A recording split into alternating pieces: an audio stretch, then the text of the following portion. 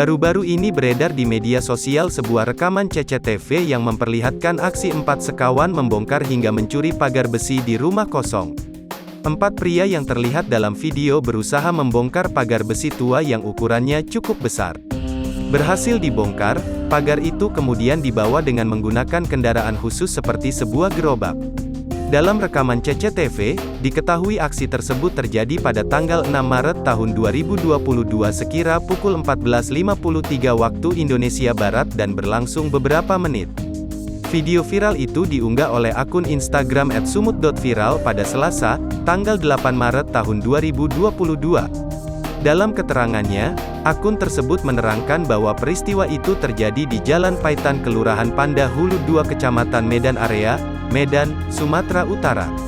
Akun tersebut juga menyebutkan bahwa Polsek Medan Area telah berhasil menangkap 1 pelaku pencurian pagar besi rumah kosong tersebut.